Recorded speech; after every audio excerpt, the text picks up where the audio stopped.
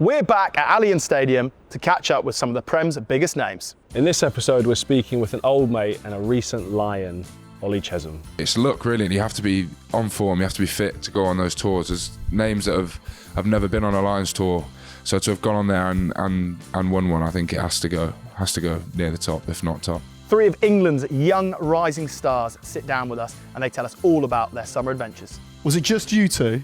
No. Come on, who else went? So obviously, because you played America in the last game, or can you, or can it not be said? Look at these two; they're confirmed with their eyes. And Johann van Graan gives us the insight on what won Bath the league last season. We've become a team that values people from all over the world. Doesn't matter where you're from, what language you speak, colour of your skin, nationality. What an amazing group of people, and privileged to be their coach.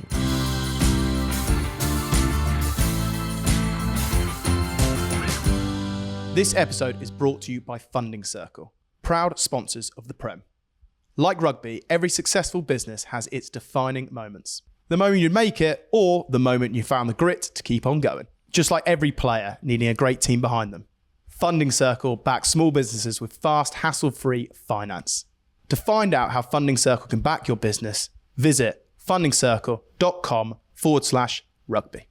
Well, Lendrid, the Prem is back underway and we're now at Allianz Stadium. I want to say we're chatting to some of the league's biggest stars, but realistically, we're going to spend a couple hours just chatting to our mates, aren't we? Yeah, I mean, to say this is work, it's not work. We're literally catching up with people, taking all the listeners and viewers into where the club's at, what to expect, and hearing about what they've been up to. But how good to have the league back up and going. Like, I love it, mate. Like, it's here. Only feels like the other day the league was finishing, and Coley was blowing it for Leicester. And but no, we're back. I've got him every time, haven't I? I love it. Too good. Oh, so good. No, it's good. How are you though, mate? All good? Fantastic. Yourself? Yeah, I'm a fine. little bit tan, baby. Yeah, yeah. I'm all right. And when was the last time you were sat in a change room here? I was hoping it was going to be with you boys, fully kitted up in the final. Yeah. But before that, it sounds so long ago now. I think it was 2023 Six Nations getting absolutely obliterated by France. Was that the last game? Thanks for bringing that up, mate. Oh my gosh. Sorry to bring that up, but then hang on a minute. Weren't you in here with Tiny Temper or something like that? I thought you meant from a playing capacity. Yeah, me and Tiny were posted up, Yeah. I met Tiny once. Yeah. Nice guy. Yeah, lovely. And the best smelling bloke I've ever come across. Yeah. Like, the guy was like, when you walk through an airport and you get hit with all the fragrance and it can give you headaches, you're like, that's too much. He hit the sweet spot, mate. He's got I don't know what he's got on him, but like the guy's like one of the... And he's slick, mate. He definitely ain't telling you what it is, even if you ask. Yeah, he was. I just remember it like a lovely bloke, and I was like, "Oh, you smell great! What a man!" There we are. Today we're hearing from lots of people, but let's start with Johann van Graan. Mr. Johann van Graan, Premiership winner. Massive congratulations. Welcome to For the Love of Rugby. First question I've got for you: how was the bus parade and the celebrations? First, and thanks to be on the show. You guys have made a massive positive impact on the game, so brilliant to be on. We flew in this morning from Ireland and walked in with Max and Ted. First time I've been back at Twickenham, and Twickenham's close to my heart for many different reasons. So great to be back, and what an experience that was. First thing I remember about that bus journey back from Twickenham was Tom Dunn on top of the bus, which I did not know how it happened, but he came through the fire door on the inside. He's done that before, I think. So yeah, that was look, what a special day for everybody involved at the club. During that game, of course, Bath, in my opinion, were very, very dominant, and we obviously clawed ourselves way back into it, but were in many ways outclassed. But during those sort of final moments as a coach where you've probably watched your team be dominant, but then for it to be so close, what are you like during those periods? So thinking back to the game, I think, big moment where Guy Pepper scores and then comes back that Horse knocked it on. And then you guys came back very dominant in that last 7 minutes, put us under huge pressure. And then I'd like to think I'm pretty calm. In my head, I try and be the most composed guy in the stadium. I think when we got the ball back with the last few seconds, we kind of drilled that scenario many times. So trust the players on pitch, but you just never know in sport, as we all know. That's where the magic lies, and just thankful and grateful that we came through it. It wasn't the best final in terms of quality, but it was a great final in terms of a contest. Leicester starting incredibly well with that maul try that Jack scored, and we punched back with the penalty, and then Thomas scored, and the interception was a big moment, and you guys came back, and look, that's all we can ask for in the final. The last two, one we were on the right end and one on the wrong end, and huge respect between Bath and Leicester. Well, I blame Coley for taking out Finn Russell, and Coley blames me for kicking it away. So basically, both me and Coley in our final games totally blew it. But so deserved. What was, to win 3 trophies in a season, though, is like remarkable, right? Was your approach to each comp different, or was it very similar to each comp? We never set out to win three trophies in a season. I think if I start with the Prem Cup first, it developed into being in a good position. The quarterfinal against Quins, we were down 28-7 at half time, and we were tough to beat, and we came back through that one. And I think the first final against Exeter at Sandy Park is first time that Bath have won a trophy in 17 years, which was magnificent for the club, and seeing a lot of the younger lads playing, and Ewan led that team fantastically well. And then Europe, it gave us opportunities. So our first win together as a group in France, and that semi-final against Edinburgh was a big ding-dong battle, and we came through in the end. And then what a magic night in Cardiff. As both of you know, Europe is such a special competition to play in. And then, the Premiership was always the one. And I think just to be part of something that took 29 years, I didn't realize all of these things before I came, but the longer you're here, the more you see what it means to the people. And fast forward, I'd say if I had to pick one moment, it was the Sunday in Bath, seeing what it means to people. And I don't know how many thousands of people were there, but what it really, really means to a club. And I think that's what club's about, it's community. And I think that's what's special about the English game, whether it's Leicester or Bath or Exeter or Quins. Rugby means something to the community, and great to be part of it. Yeah, you can see the cohesion. Like you can see it. You can see from when you first turned up to where you've taken them. Like it's not just the team and yourself; it's the entire organisation. And the fans have come along with it as well, which I think is remarkable. What's been the key thing? Because when you did come in, Bath were bottom, and you've turned them around in 3 years, which is as Ant says, like you're a very humble man, but you've obviously had a huge influence on that. What was the easy fixes when you first turned up, and then what were the long-term fixes? I'd say the easy fix was the quality of the people. There were a lot of quality with the playing group, and I think the one thing we did well is exit is more important than entry. I was clear with players, with staff, people that moved on, but everybody since the first day, July the 11th, 2022, is part of the journey.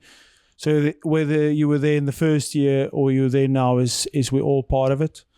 I'd say the biggest change is alignment, understanding who we are, because that's something Bath didn't understand. And for me, rugby is a gladiator sport and tough to beat. And at the time, that meant that the year before I came, Bath conceded 40 points, I think, on 13 occasions. So focus on defence and set piece and kicking game first, and then look back, okay, what do we really need? One of the things that we changed was the pitch, because it was always a mud bath, and that was that's cut your career short, mate. I think that's what it is. The old calves. That's one of the things that seems so obvious, but all credit to Bruce and the board. After the first season, we changed the pitch, and if you look at the pitch now, it's a great place to play. And we want to play positive and fast rugby, but we couldn't because of the pitch. And then the next bit is, I believe you've got to know where you're going. I can't always tell you how we're going to get there, but I had a dream, and then we all created a dream together. And then the more you go through experiences together, you kind of hope for things, but then you start believe because you've done it. And I call them moments in time. We've gone through quite a few moments in time and quite a few milestones. And look, it's been an amazing 3 years. And again, I can't emphasize this is about an amazing group of people that have all contributed in so many ways. I just want to ask you, Johan, because when you win something, I don't know if me and Len were talking earlier about when you win, it's very quick to move on to the next thing. How much time did you give yourself to really enjoy it before you were like, right, now we've got to start thinking about next season and recruitment and so on and so forth? Because this sport moves so fast, doesn't it? Yeah, and I think that's such a good question. And I'd give you two different answers. When we spoke as a group earlier in the week, you've got to pinch yourself that this really happened, that we just win 3 trophies in a year.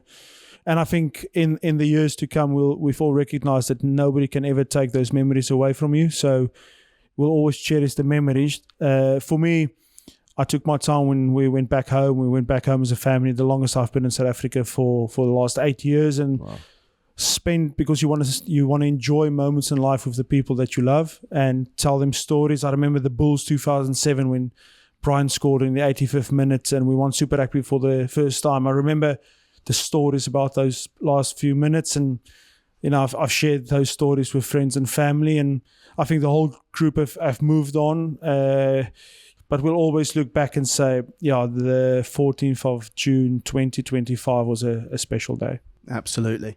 You touched on going back to South Africa there.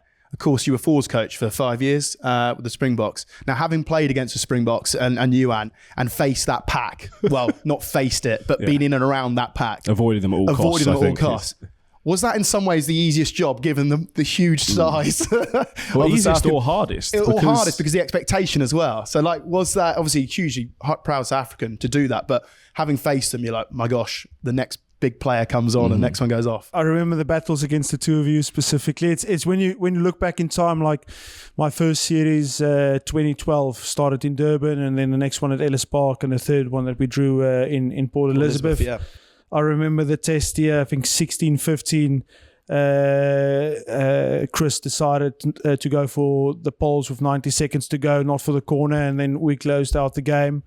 The 2014 game here was magnificent. 2 guys punching, and then we lost here in 2016.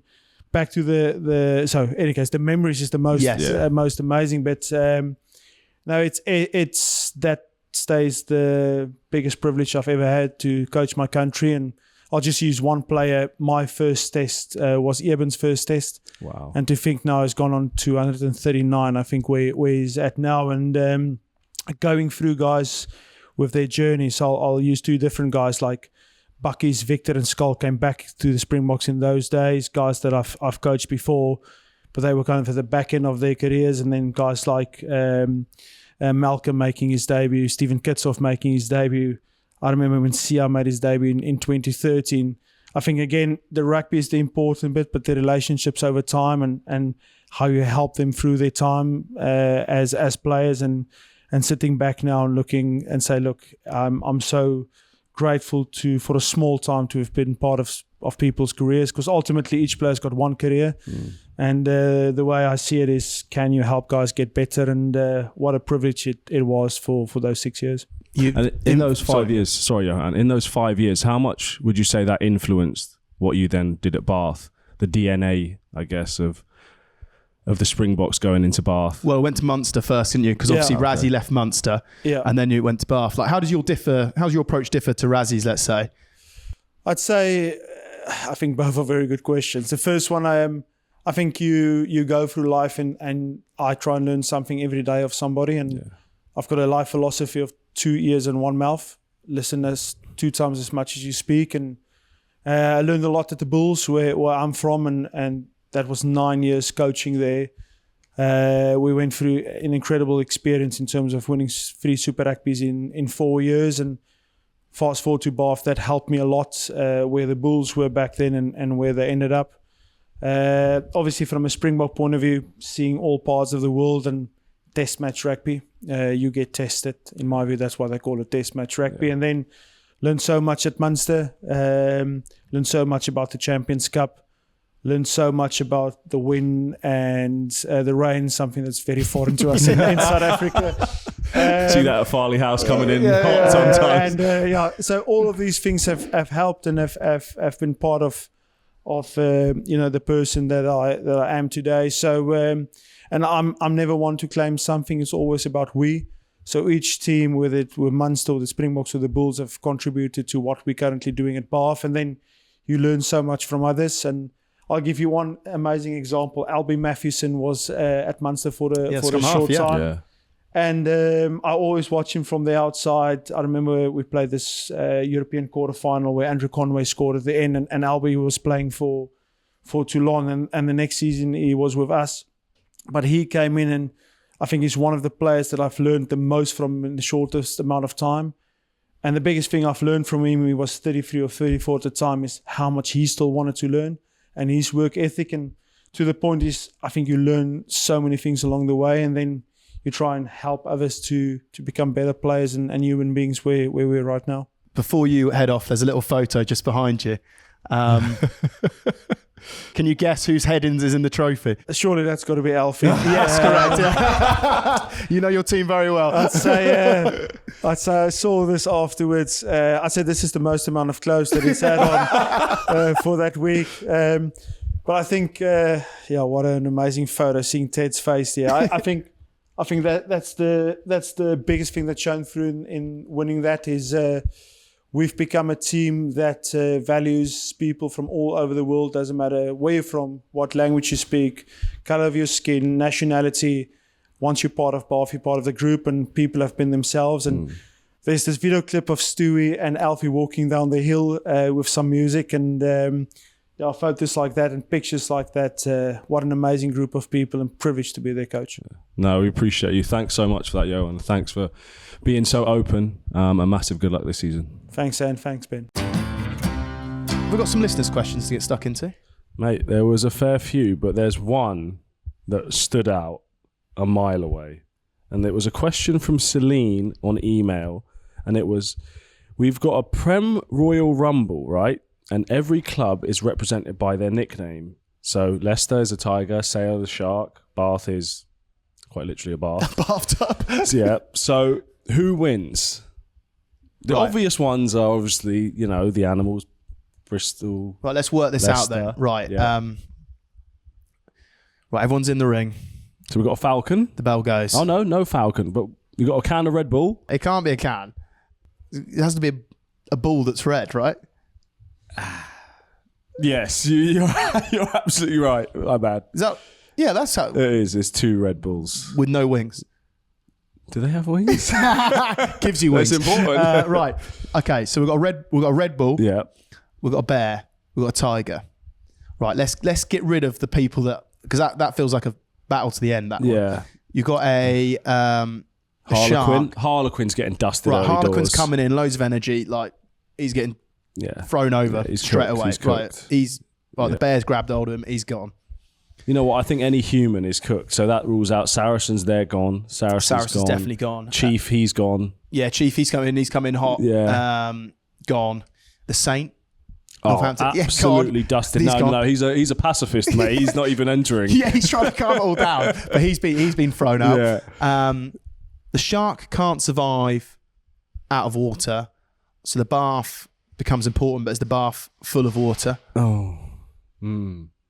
But they can only coexist. So therefore, even if they last to the end, there's not a winner. There isn't a winner. So I think both of them are dust. Both of them are gone, which leaves us with a bear, a tiger, a giant Red Bull, and I think that's it. No, a cherry. We forgot about a cherry. Could be a poisonous cherry. Could be a poisonous cherry. So that could actually dust the Saracen, the Chief. Who's likely to eat a cherry? Harlequin. The Quinn has eaten the cherry. He's unfortunately choked on the poisonous cherry. It's like Adam and Eve. They've both gone. So then it's a battle of, it's literally come down to a giant Red Bull, a tiger, and a bear. Personally, I think it's very difficult to look past a bear. Yeah, like, is it... Because, like, Bear County, like, that's what they say. Yeah. Their training grounds. Territorial. Welcome to Bear County. Is it grizzly bear? Because they're massive, mate. Well, there is a difference. Because there is. What do they say? Brown, lay down. Black, run away. Don't know. I might have made that last bit up. No, I think grizzlies are brown bears, aren't they? Yeah. Run for your life, mate. They're going to outrun. I'm laying down. You. So I think the bear takes on the bull, and dishes the ball up. Yeah. To be fair, like the ball was like bucking, going mad, going crazy, but then getting exhausted. Unless it horns the bear, which I think is very unlikely. Very unlikely. At this point, the bear is fatigued. Yeah. He's Len, third rep of a Bronco. Yeah. And the tiger stalks him and brings in the fight. Yeah. But the bear's got too much. Oh, I don't know. Tigers have got a lot of weaponry. The claws, the teeth, the stalking, the speed. It's a hell of a battle. I think a bear is heavier than a tiger. I think the bear wins, you know, the more I think about it. Because also the bull might charge and they just sort of like move out of the way. Maybe that's what the Harlequin does early. Yeah. Like, ooh, look until he bangs his cherry and gets and then he gets his cherry. So like the bull just goes straight off the ring. Like he's just like eliminated himself. And then it's a battle of the tiger versus the bear. Yeah. And therefore I think a bear beats a tiger. I think you're right. Just pure. We're going with a bear. But it's very dependent on if it's... Well, it is grizzly. I think it is grizzly. Yeah, the grizzly bear wins. So there we go. There we have it. Out of all the questions... Thank you, Celine. That was an excellent question. More of those, please. And we've established that we believe the bear would win. We got a question from Matt. Does Newcastle new ownership make them the Man City of the league? No. No, I think that rugby is very different in terms of... I mean, I know that, you know, all the rules that have now come in with... financial fair play in football and stuff like that makes it slightly more level. But I think that the salary cap and to go from Red Bull taking over when they did to the start of the season, I don't think it makes the Man City overnight, just the amount of time they've had. And I also don't think, if you look at other teams that Red Bull have taken over, I know in different sports, but like Leipzig, for example, they operate under slightly different models. Yes. You know, they don't come in, splash the cash and get out or anything like that. So I think that, I know it's a different sport, but I think Red Bull will be a lot more tactical than just coming in and trying to spend silly amounts of money and bringing in massive names. I think that they'll try and be astute to first of all get a competitive team, and then they'll try and grow the game with potentially who they sign and who they can bring in after that. Yeah, I think there's a long-term plan here. Yeah. I think what it does straight away, though, is it does open up the door because suddenly they'll be able to spend to full cap. Yeah. Now, that might take a couple of years to get to that, but by doing that, you essentially now having different conversations with different caliber of players. So, are they the new Man City? No, because of the cap and everything like that. But do I think that the Newcastle we know right now will look very different in 3, 4, 5 years' time? Absolutely. And that's why I think everyone's really excited about that new partnership. Right, Len, it's time to hear from one of England's newest stars. We're now joined by Asher Opoku-Fordjour. How was your summer, sir? Yeah, it was very good. We had a pretty sick tour, actually. We got the W, and yeah, enjoyed spending time with the boys. That was Miami, let's be honest. Miami. You see the smile on his face? Now we're getting some energy. We took him to a happy place. Yeah, that was an exciting time. I can't talk too much about it. Mourinho. Just for legal purposes, but we'll keep it there. Asher, how does it feel to be the faster, younger, stronger, more skillful, better scrummaging, better looking version of Dan Cole? Oh, wow. I don't know about all of that. I'd say you're at least half of them. You've got to take better looking, 100%. I'll take that then. More skill, mate. Have you seen Cole? He's a good looking. It's like his hands are on back to front. Like, do you know what I mean? You obviously trained with the Lions this summer, and you would have seen Tyg Furlong up close. How was that experience? Did he help you out? Did you learn some bits from him? He came in really late. Oh, okay. I think, yeah, because he had Leinster, he was still with Leinster or something. So we spoke a little bit, but we didn't get like much contact. But he is one of my favourite players. So, yeah. But how was the overall experience like going in this? Oh yeah, it was class. Like being a part of that group with the best players in the UK at the time. It's all you can ask for, really, as a young player. Mate, you're still so young, right? And already, like, you've sort of started your international career. Obviously, now down at Sale, coming through the system. Like, when you do get an experience to go train with the Lions for the week, is that something you think, right, in 4 years' time, like, I know where I'm aiming and I know what I'd like to achieve sort of between now and then? Yeah, definitely. That's where I want to be. That's like the pinnacle of rugby, and who doesn't want to be there? And yeah, that experience made me want it even more. Just being in that environment just makes you hungry for it. Did Coley ever actually mentor you? Did you have any crossover with Coley? And even if you did have a crossover, did he even speak to you? Because he's a miserable bastard. Yeah, I spoke to him a couple times, like after training, just asking for a few tips and that. Yeah. And yeah, I spoke to him a little bit. Yeah, he's a nice guy. He's a very nice guy. He's a very nice guy. You props are all like, like you're all got like your own little... Yeah, their way of communicating. I know sometimes they just grunt at each other. Just a bit weird. I think Ash might be closer to the back star. I got backs vibes. Yeah, he's going to break the mould, mate. He's going to like change it. He's going to change it. But saying that, a lot of the front row for England now is quite young, isn't it? Like you've got yourself, you've got Finn Baxter, Theo Dan, obviously, the hooker. Very How young. is that dynamic between you? Or do you all get on? Is it like, is it working with each other, helping each other, or are you just mates off the field? Like how is that? I'd definitely say it's very beneficial because we're all like in similar sort of positions and of like in terms of like our age and like we're all like still looking to grow and still looking to learn new stuff, new things, and I think it's very helpful that we're all like in that sort of age category. 100%. Now, I don't want to take this down a dark path here, but I think it would be remiss of me to not mention it. You obviously spoke really openly, and I want to personally say, like, congratulations in a weird way, or big up yourself for talking about what happened in the summer. Thank you. But can you just run us through what happened there and who helped you in that situation? So when we first came out, I went to warm up, obviously, and then I just hear some kids in the background.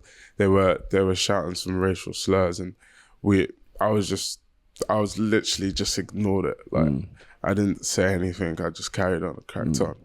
And then we've gone in, we've come back out, and we've gone for our second like warm up during like 20 minutes in, and then Bevan Rod heard them saying what they were saying, and oh my days, bro. This guy, you couldn't have come in at a worse Chandler Cunningham-South just literally walked in. So come on. You good? Hello, mate. You okay? Yeah, good, mate. Come and jump in. Oh, this is the Miami He's crew, just isn't gate it? crashed. He's just gate crashed. No. You're not telling them about Miami, are you? No. We'll get to that in a second. Ash is just very, been very honest about the summer experience. So if you wouldn't mind just sort of, again, because rugby as a way to go still, which is sad. Yeah. But absolutely well done for speaking up about it. But if you just wouldn't mind carrying on where you are. Yeah, Bevan was being very supportive, and then I think a couple of the lads told Kev Sinfield, and then I don't know who he spoke to, but then but everyone was really supportive after the game as well. When we got back in, everyone was being very supportive, the whole squad really, and they got on top of it really quickly and like reported and stuff, which was. As a young rugby player, for you to speak up about it, I think is really important. So I want to say well done to you, and also big up Bevan, because that's fair play to him. It's very important that you continue to raise awareness, because it's not the first time that this has happened in Argentina, and the person I know who it happened to before didn't speak up. So massive well done to you, mate. As a young player to do that is big up yourself. But let's change the tone a little bit. Let's get to the nitty gritty.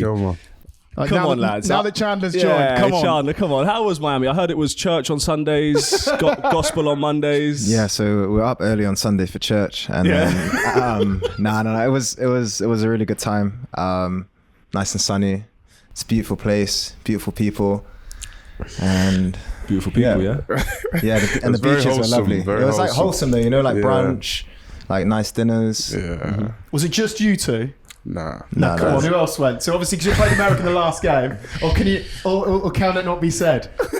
Look at these two; they're confirmed with their eyes. Someone obviously told them the tour date ended at a later date. Do you know what I mean? So then, and they've just changed it, and then I might have to sit between these two in a sec. Someone went without telling that they went. Yeah. No. There was a good group of us, maybe like 7 of us. Yeah. 7 of us. Yeah. No names, or I don't know if they want their names disclosed, but I swear.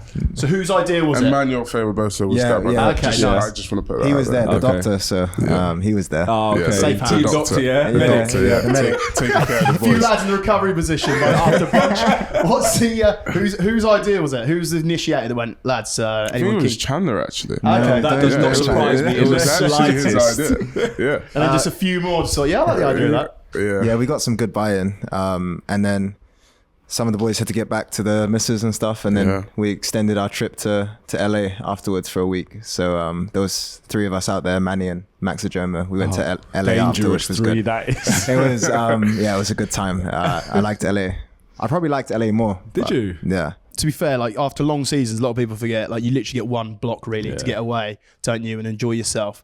And then how was the shock of when you had to start running again on that day one rocking back? Because like even though you know it's coming and you think I'll be all right, you never are all right. fear. It's horrible. The fear on How Monday. did you get on, lads? You just know it's gonna be horrible. Like, it's not something you look forward to, but like you got to get through it. And once you get through it, then Yeah. just like you get into flow. Yeah, I think after you've got like 2 or 3 under the belt, you're like, oh, okay, I'm all right now. But then you've got to get into training, and then it's like another punch in the face, and you're like, well, okay, I'm running fit, but then actually I need to get rugby fit. Like, I'm getting that now, but yeah, it's tough. Yeah, I hear you. Now let's talk England for a bit. So you specifically, Chandler. Obviously, the depth across the forwards packs, I guess in both positions, really is insane. What are you trying to look at improving in your game to kind of cement that position? I think for me, it's probably bringing in like more like defensive reads and stuff, like making sure I'm making the right decisions, like when the play's going on in front of me. So that'd be my big thing, because like obviously I like hitting people, but I gotta make sure I'm making the right reads and stuff like that. So yeah. You sure do. I remember the game against Australia in the autumn. Like absolutely cool. smoking people. We also couldn't be any more different. Yeah, very Man different. said, Like, "I we're enjoy very hitting different. Yeah. The worst thing about rugby tackling. Yeah. I enjoyed telling my teammate to hit that person so that I didn't have to hit that person. You know, obviously you're great mates, but like, so when you play against each other, is there a bit of a twinkle in the eye? Like, do you know, you get the ball and you're thinking, I know exactly where I'm headed. Do you want to tell them the story? This guy. I love it. Yeah, to be fair, he did like.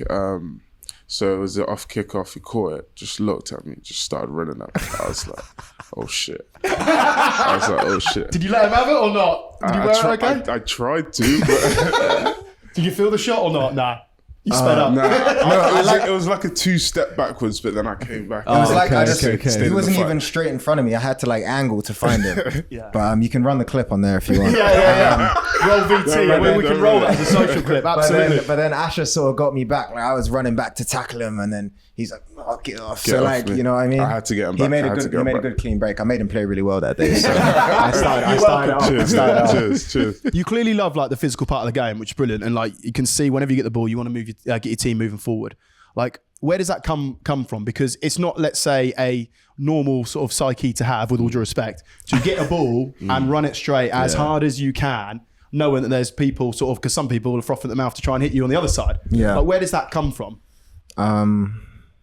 Just tapped. Nah, I'm Just have it all year then. I'm trying to like obviously like do a bit more. I like working on the footwork and that to like obviously mix up the game a bit. But no, I don't know. I just like I don't know. Just I like the aggression part of the game and that sort of thing. That's what I enjoy. Is that what got you into rugby in the first place? Yeah, I think so. Obviously, like when you're a little kid and you know you're being. No, I don't know. No, when you're a little kid and you're just like a bit naughty and like, you know what I mean? You just go and play rugby. So you just out on the field, play at lunchtimes and stuff, bare feet. Because obviously you grew up in New Zealand. So it's a bit different. Like lunchtimes, you're just hitting each other. You know what I mean? Didn't have a choice. So it's Very good. different to St George's Weybridge, that is, I tell you. I was with my kickers on polishing them, boy. Were you a winger at junior level as well?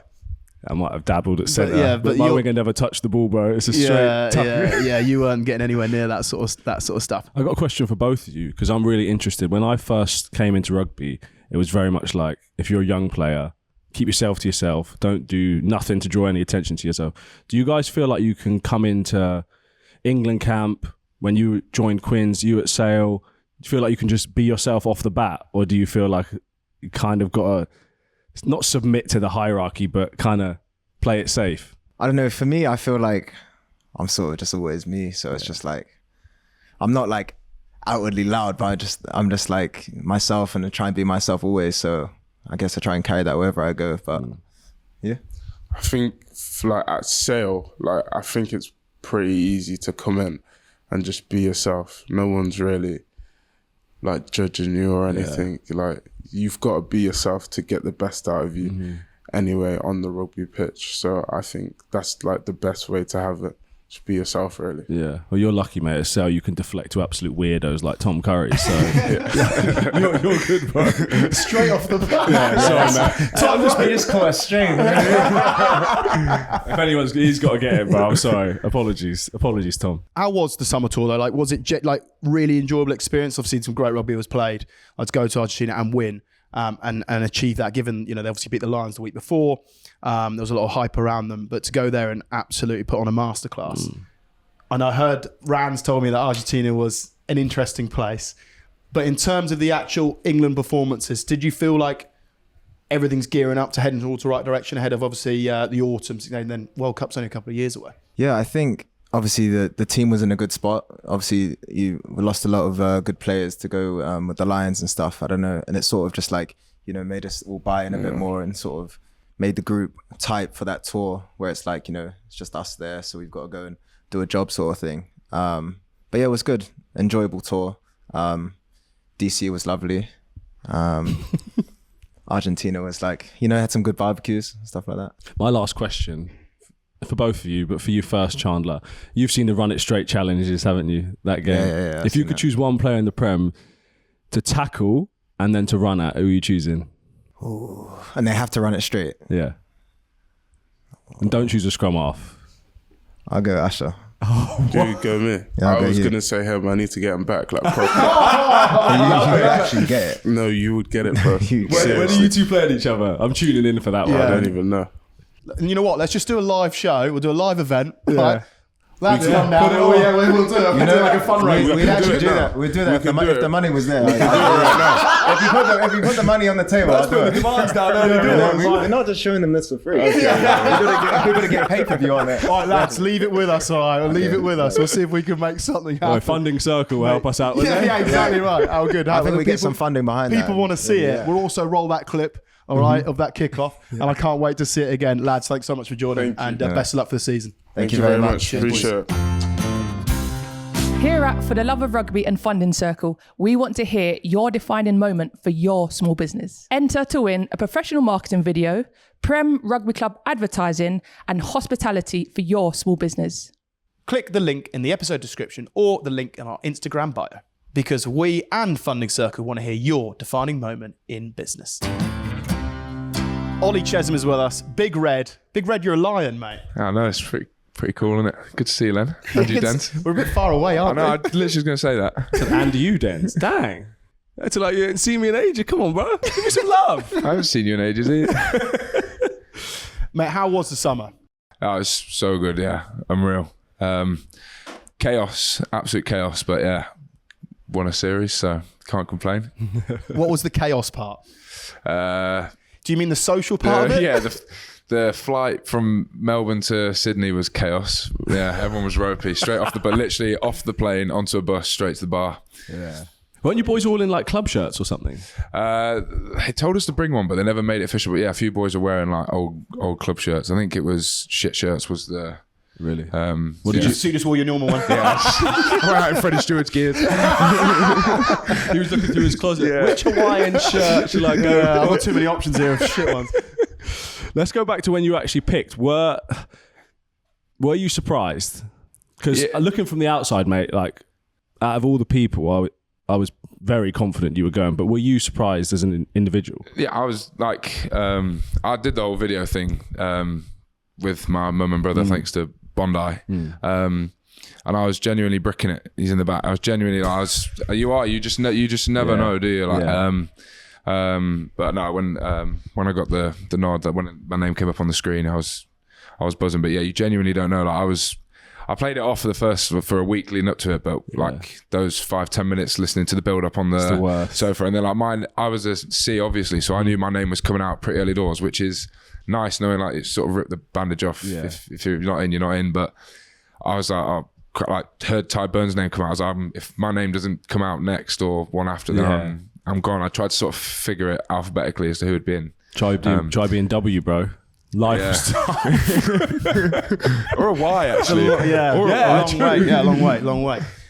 Len knew he was going. No, I didn't even watch it, bro. The whole experience, like, where does it rank in terms of, like, you've done a lot already, Ches, in your career. Like, Yeah. you have. But in terms of Allianz tour and experience that, where does it rank? I think it has to be. It's hard, because, like, you'll know, Len, like, Leicester, boy, like, winning something with Leicester, I was like, that's unreal. And then you always dream of playing for your country. And I don't know, I never ever thought that the Lions would ever be a thing, but, like, I think it has to go top, really. Once every 4 years. There's been players throughout, the history of the game of, it's luck, really, and you have to be on form, you have to be fit to go on those tours. There's names that have never been on a Lions tour, so to have gone on there and won one, I think it has to go near the top, if not top. And how was it afterwards? How was Mitch just filled us in on Bali. He said that you gate crashed his villa. He begged With me your for, missus? he begged Thanks me to for this a show, week. we got the missus, by the way. Don't ever forget that. Really? Yeah, when Yeah. Ches first came on, we basically just I was let on the this world show know before that he you was were a on this single show, man, and Dennis. then that's how he met Gwen. So there you go. You're welcome. Yeah. You're welcome. I'll let him have it. But went for a little. Thing is, it was mental. You tried to sell it to me. It's like, the Lions is great. You play the last test, and then you have like 3 or 4 days in Australia. Literally played the last test Sunday 5 o'clock. So we went out obviously that Saturday night, all day Sunday. But then at 5 o'clock, the boys that were flying back to the UK left on a bus from the bar at 5, and they were on a plane by 9. Yeah. Back home. But as Mitch, like you said, touched on, a few lads went to Bali. I'd actually booked it as a nice week away with my girlfriend, and then saw Mitch and Pollock and the single lads booking a villa. And they were like, you're going to have to come along. It was like an hour and a half drive to their part of the islands, but we went, stayed the night at theirs, went out, pulled Mitch out of a few fires, saved his life a couple of times. But it was a real good trip. Let some steam off. And then a few of us stopped there, I think, and then I think Mitch put his foot back on the accelerator. I think he had a little trip to Vegas as well. I don't know if you touched on that. Yeah, he did. He did. But no, I've had a good summer. It's nice to have had the 5-week break. And did your girlfriend go to Australia with you? Yeah, she did the test weeks. That's a ball ache as well. Did isn't she it? fly business? I have to ask. Come on, mate. There. Did you fly her business? There, no. You No, but Premium? I will He's admit, changed. This I guy's changed. I will admit, she did on the way back from Bali, but that's only because Lions sorted my flight back. So I was like, but No, mate, you turn left, she turns right. I'm until there's a ring on it, stopping like, it. You're at the back, yeah. Mate, now you're back at the club, though. How's things at the club? And has there been a review of last year's final? If so, was Coley blamed for it? There hasn't been a review of the final. But no, it's We'll bring it's it been up, good. all right? You Yeah, make we sure will you bring it. bring it Yeah, I see him every day. I'm Just just saw saying that, to you, actually. it's so weird seeing him cut about in glasses and Yeah, come on, what's he up formal to? wear. He can't straighten his elbow at the minute, so he's sort of walking around like this. He's just had one done, and he had the other one done a few weeks ago. Is he suited and booted? No, he's in Eden Park stuff, chinos, blue polo, Is he? glasses on. Yeah, He reckons he's going from all these different rooms, like offices, so no one can really pin him down. Is that yeah, right? well, he sits next to, where Trish sits at OP. He sits there in the Teresa, offices. she's the team manager. Teresa's team manager. He sits next to her a little bit, but he does just float around. Like, he saw me in the physio room 4 times yesterday, and was having a go at me for it. But I was like, that's also 4 times that you was at your desk, but you're not at your desk. So, but yeah, there hasn't been a review. But it's been class, mate. Like, it's always a new challenge. It's weird when you come in as a new coach. I actually rocked up to a social a couple of weeks ago. I was back home for a few days, and they had a team get together at a pub, and I walked in. I was like, I feel like a new kid here, mate. There's so many new faces, so many new staff members. But that's the challenge, isn't it? Is how quickly can we get back to where we were? But Jeff's been brilliant. The coach has been brilliant. And it's weird, mate. Like, I think they put a stat up the other day. Like, the average age of our squad now is like 24. I turned 25 last week, so I'm technically older than the average age of the squad. You're on the wrong side of things now, bro. Yeah. Welcome. So if you want to come out of retirement, you two lads, and just I'll bring come the as a age tight back end.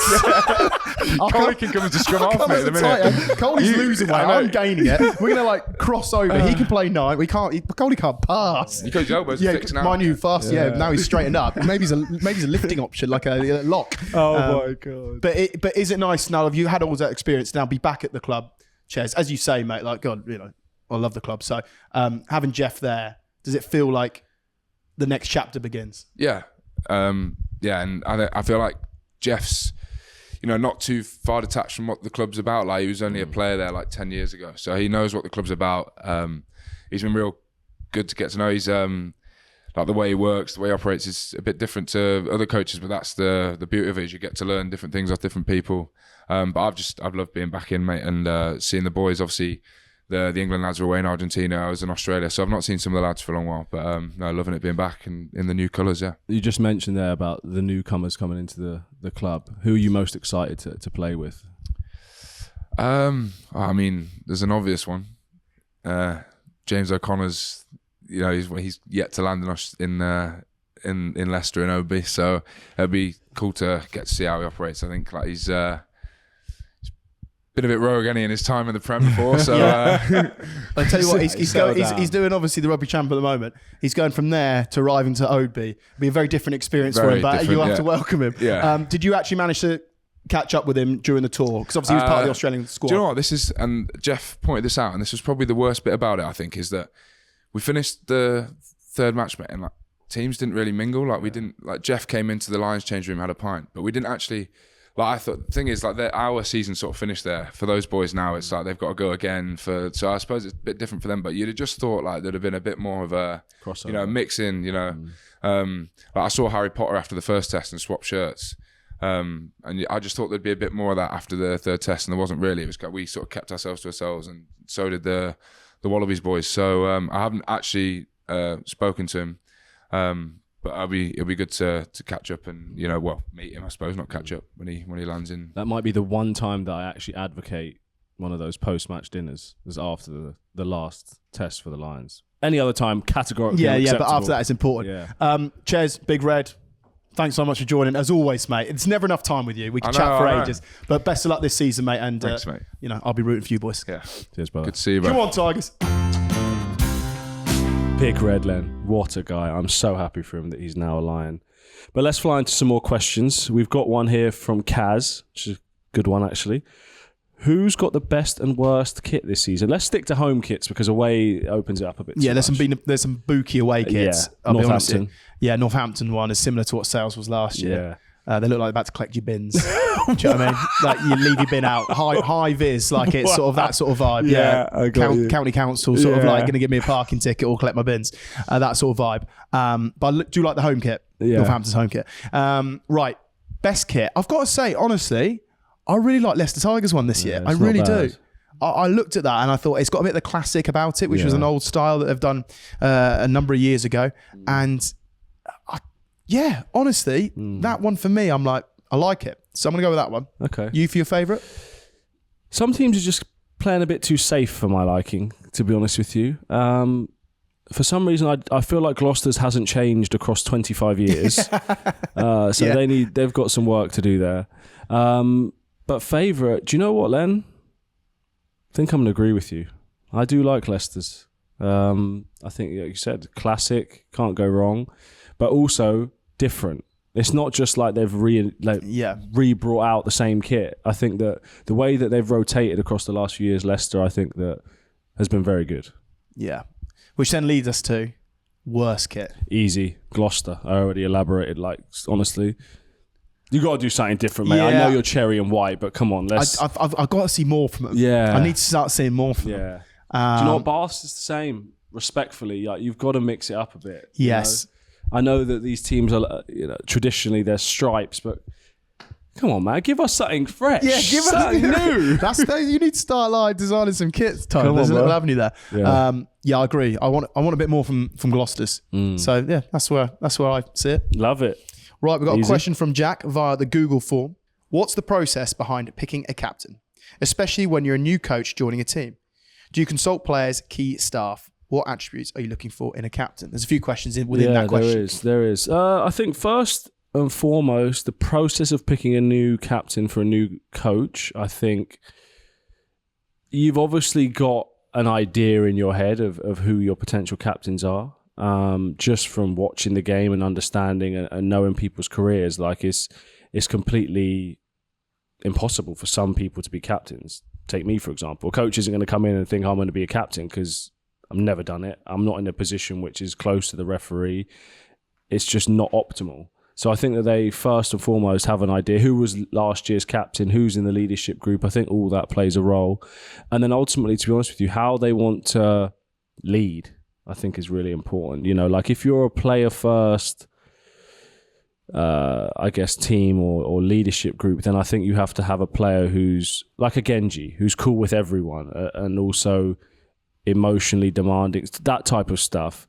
If you are, I guess, like a more hierarchical type of coach, then maybe you just go for the most experienced or senior player. I think that it all depends on how you want to lead and what type of coach you are. Because they have to work with the player as well. So, you know, that relationship is very important. But they'll, with any decision that they make, yeah, of course they consult the staff, they consult the leadership group. You'll know more than me on this, Len, because you've obviously been slightly closer to these types of discussion. Yeah, I think first and foremost is you need, your captain needs to be someone that almost embodies the same ethos and I suppose morals of your coach, or is able to, whatever the coach's philosophy is, that player is able to be a direct dialogue between what the coach wants to what the players need and have that relationship. I think you need a bit of a strong personality because there's a huge amount of squads, but equally you need to have that honest conversation with coaches. So there needs to be that mutual respect straight away. I think quite often new coaches will come in and have references anyway already about players. And I think I wouldn't surprise me when most coaches come in, if there's been a captain already, do they maintain them and maybe see how that relationship works? Definitely. Like being a captain is, you know, it's a lot. You know, it's all year round with the club scene. You're dealing with lots of different players, bigger squads. You know, you've got half the group that are really happy because they're playing every week. You've got half the group that aren't happy because they're not playing. You've got a group that, let's maybe say, aren't winning games. You've got to deal with that. You've got a coach that's stressed and you might think of like, you think things need to be done slightly differently. He doesn't think so. You've got to have all that dialogue. It's a real big task. So I think you've got to have like quite strong personalities. You've got to have someone that's able to represent the players, but equally have alignment with the coach to then filter that down. And I think the way that captain is now, certainly latter end of our career, wasn't it? And you know, you have your head guy, but you almost have 3 or 4 around them that really help them. So I think first and foremost, there needs to be a relationship between player and captain. And if that's lost, then that's done. And that's when you probably see captains get changed, or maybe someone's been captain for a very long time, and maybe it's time to develop the next one, or maybe it takes away from their performances because there's a lot to deal with. So all these things have to be considered. But ultimately, I think if anyone gets the opportunity to captain, don't underestimate it. It's a hard thing to do. Definitely. I think the one thing you want to avoid from a player's perspective, not in and around captain, is you cannot have your captain as a yes man. Your captain has to represent the players and go in there and be able to challenge the head coach, which is difficult. So that's another key attribute to have. We have got to talk about also what it's like for the person who may be stripped. You know, you mentioned it there. Someone might be changed in or changed out. You know, we've seen it in England, actually, someone being stripped of the captaincy and still being in the squad. How do you think that those situations are handled? And, you know, in your experience, you've probably seen it more than me. How was that done? How was it taken by player? How was it taken by coach, etc.? I think the most important thing when there's a change in captain is how the new captain has dialogue with the former captain. Okay. And I think that's the most important thing. I think if any player gets their captain taken away from you, like, you're going to have an opinion of a coach. And I'd say most of the opinion would be they disagree with that decision, right?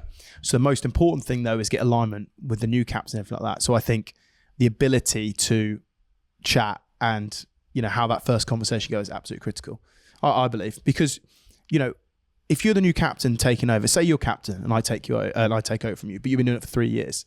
You're fine. It'd be so arrogant of me to not seek your help and say, look, okay, I'm running out and doing all that, but mate, I need you. Like, you've 3 years of experience. I haven't got that experience. I need you. Like, you know, be on the side. Like, what did you learn? What didn't you learn? Like, you know, mate, you know, and hopefully you'd like to think the coach has explained to them why you might have a change in direction.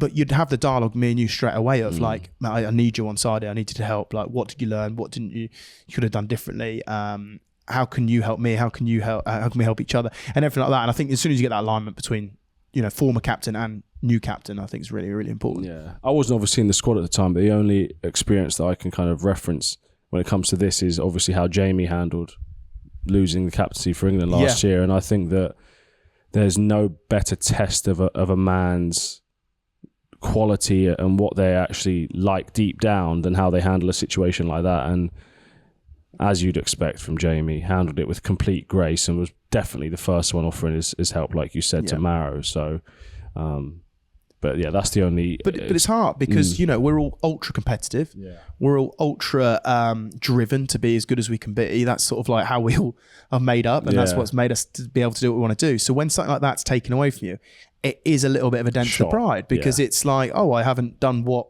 I thought I was doing, And sometimes people do amazing jobs as captain. But the coach just has a new vision, and it's nothing against them. So look, in terms of the cap stuff, it's a tough job, and I think that there's plenty of great leaders within the Prem this season. About to welcome one of England's latest debutants, Mr. Seb Atkinson. How are you, sir? Good, thank you. Nice to see you. Yeah, I'm well. Good to be here. So you obviously started the first 2 games this summer. If you could rewind to this time last year, would you have expected that, or did it come all about as a shock? It was obviously a goal of mine for rugby and potentially for that season, so it was nice to have achieved that. But there's a lot of talented players in my position. So yeah, it was a bit of a shock, but I'm very happy to do it. For sure. With playing in the midfield, obviously the first game you played, you obviously had Henry Slade partnering you, also George Ford. I mean, it doesn't get too much better than that in terms of experience around you. Like, how helpful and influential were those guys? Yeah, definitely. It was a special occasion for me with those guys. They made me feel at ease. They made sure that I knew why I was there and just to carry on doing those things. Credit to those guys and the coaches for keeping things very simple. I think I was expecting to go in and it to be a whole new world of rugby that I've never seen before, but it was almost the opposite.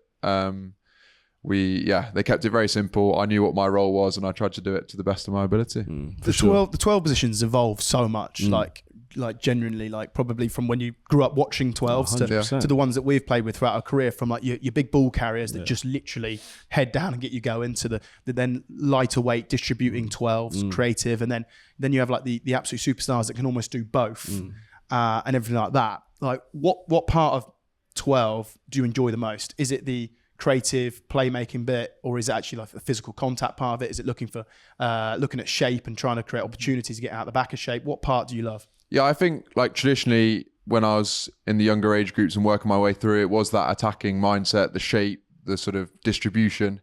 But then one of the big things that I think helped me out last year was showing the other side of the game too, showing that physicality, being a direct threat to open up space for yourself and for other people. And then on the other side of the ball as well, like defensively, I think you're in a great spot to be able to try and get the ball back and make big hits. So I've used to potentially lean more one way, but now definitely trying to be as balanced as I can and cover as many positions. Yeah, I think 12s nowadays have generally got to be able to do both. Oh, everything. It's so important to be able to contribute to the attack consistently and the defence. You've got to be able to do both. But, mate, we're in pre-season now, and I've heard the rumours. I've seen the footage.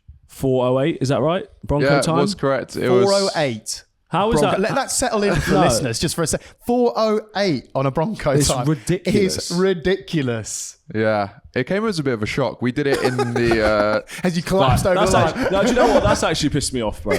Man said it came as a shock, like he didn't try. Yeah. Oh, I wasn't expecting that, yeah. Turns out I'm really good at it. Oh, no. We hadn't done any fitness or anything like markers as such for a while. It was in the Six Nations period last year, so I knew I was fit, but yeah, still came as a shock. Is that a world record Bronco time? That's like what in terms of world rugby, like that is, I think that is a world it's record. Never very officially regulated, but yeah. What are you trying to say? You cheated, did you? Well, it actually isn't, to be fair, because we had an England coach like way back, and I shall not name him.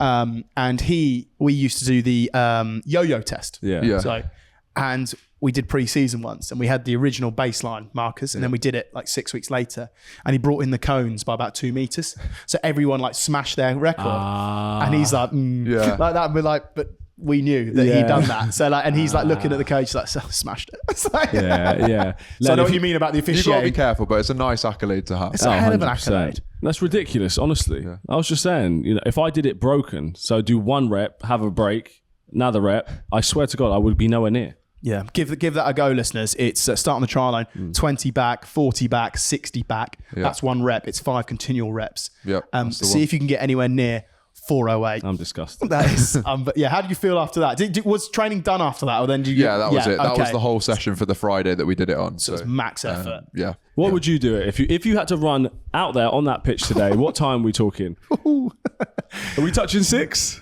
I reckon we're touching 6. Yeah, I generally do. I know I do. Yeah, I do. I No think, comment. I think I got the best I ever got was like a 4-4 something, 4-4-3 something like that. But I reckon I'm pushing more like 6. And I know you're gonna do it because you're wrecked. Your back's wrecked. 14-year career, never did one, mate. Today's not going to be the more day. of an achievement, I think. You see? Gloucester, there's been a bit of chat on the pod so far about initiations. Yeah. Gloucester are quite famous for their initiation. Yeah. Has the milk? What's the choices again? Is it milk or shaven head? Is that right? I think the milk leads into the shaven head. Oh, really? I think, It's just basically only can fail. I don't think it's well, it's only milk, isn't it? What's the worst that can happen? But I think we do a good job to make sure that people feel welcome. It's something to make everyone feel part of the team. So yeah, why not? How many pints of milk is it? I think it's 7. So I don't think it's really physically possible. But And how long's the time? 20 minutes, I think. So you got a while. How did you go when you did it? I think I just gave up for my own health at about 4. You're a smart man. You are a smart man. I've got to say, Gloucester looks like a fun place to be. Yeah. And what I mean that is the way that you play and the attacking side of the game, I think it's been phenomenal, certainly last season. And obviously, I'm sure you're going to build onto this season. Does it feel fun to play in that system, like the ball moving from left to right and like, you don't know, so much shape happening? Is it fun? Yeah, definitely. We train it every week and we get stuck in. We've built a real identity for ourselves now. We can work on being a bit more balanced maybe, but I think it's a really enjoyable position to be in, especially for me as one of the players who is sort of part of distributing the ball and picking the right options. So yeah, I think everyone enjoys it. We try and score as many tries as we can. Well, Gloucester are in a bit of a similar position to Leicester now in terms of the amount of people that are left and have now come in. Who are you most excited to play with who's new this year? Yeah, we lost a lot of our key players last year, but Ross Byrne coming in from Ireland at 10, he'll hopefully be able to add to our attacking game and then also maybe be able to realise where we've been pushing it too far and be a bit smarter. So I think he's a key signing for us. And then we've got a load of new options in the back row as well. So balancing good handling with power and defence and all that kind of stuff gives us a few different options, which is really nice. And Ben Loader coming in as well. I think he's going to be a real good signing for Gloucester. He needs some jet shoes to fill Wadey's. So yeah, that's true. Yeah. No, very much so. And like the way that I say, like Gloucester, like got a really clear identity. They've got a brilliant fan base, and actually playing in front of the shed is it's one of rugby great pleasures, especially if you on the receiving end of the eaters. So I've been hammered by the shed so many times. You must crack up when you're on the pitch and you see them hammering the It's opposition. good fun. I only really realise it in the warm-up. I think it's worse in the warm-up when the kickers are getting ready right in front of the shed and they're just getting booed the whole time. But it's nice to be on the right side of it, and it's a very special place, especially under the lights. So, given you ran a 4:08, any advice for now that I'm retired of how I should stay in shape and maintain that? Because obviously you had your 5 weeks rest and you've come in and absolutely smashed it out of the park. So what's the secret? I think you've just got to enjoy being active, staying fit. It's tough to say, but I didn't want that answer. No, I think that's where I just enjoy it. Unfortunately, I'm maybe a bit psycho for that, but yeah, I enjoy it. Mate, there's a good trait to be healthy and run around and all that, and I'm working on it. You'll never catch me doing one ever, mate. So no, that's fair enough. Also, fair play to you, but mate, thanks so much. Appreciate you coming on, and good luck this season. Thank you. Best of luck. Cheers. Appreciate it. I love being back here. It is good, isn't it? They are actually trying to kick us out now, though. But we don't have any commitments, so we might as well just go have a drink now. Why not, mate? Our work is done, isn't We've it? got no 80 minutes this weekend. Yeah, we've got nothing. Well, don't worry, Len, because we will be back later this week. When I say we, I mean just you, with a very, very big guest. So please keep your eyes peeled. Look out for that. And thanks to Funding Circle, who are proud sponsors of the Prem. Right, goodbye, listeners. Not goodbye to you. We're going to go have a drink, aren't we? So 100%. Thanks so much, and we'll see you again very soon.